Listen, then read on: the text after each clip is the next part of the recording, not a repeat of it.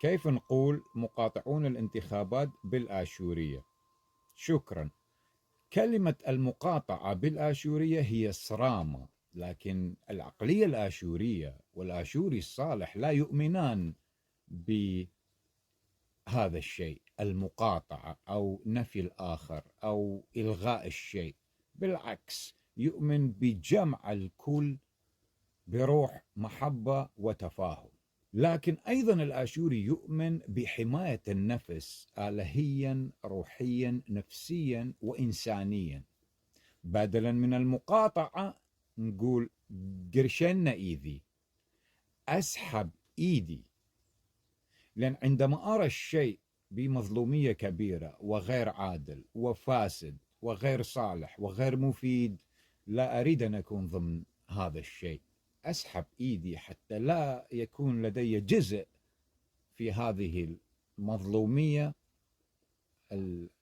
الغير عادلة، هذا الشيء الغير عادل اللي راح يصير من وراء الانتخابات للكل. أسحب إيدي أوقف لحالي. هذا ثاني فيديو دا أتحدث عن الانتخابات. الفيديو الأول قبل شهر اللي بيه قلت إذا الانتخابات كانوا شيء زين وبراسه خير، ما كانت الحكومة روجت إلا ودفعت وصرفت وهددت وخابرت الناس لا تروح تنتخب. كان كل واحد يروح معزز مكرم ينتخب وبشدة حتى نوصل النتيجة.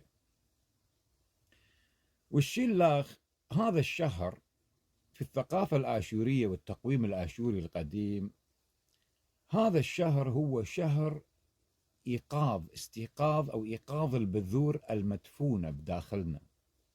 من تستيقظ البذور شو تسوي؟ تزرعها. امتى تزرعها؟ أقدس تاريخ بالشهر هذا هو 11/11/25. هذا اليوم يحدد مصيرك. تقدر أنت تسويه لحالك بالبيت، شمعة، بخور، صلاة، تكتب أمنياتك، صعوباتك، الشيء اللي أنت تريد تتحول من هاي النقطة إلى نقطة أحسن، وإن شاء الله تفتح البوابة الكونية بهذا التاريخ وتقدر يكون عندك نصيب من هذا الشيء.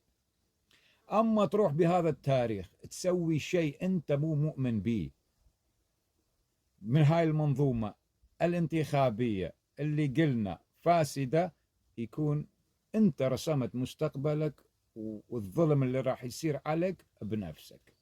فالخيار لك. حبي لكم، مع السلامة.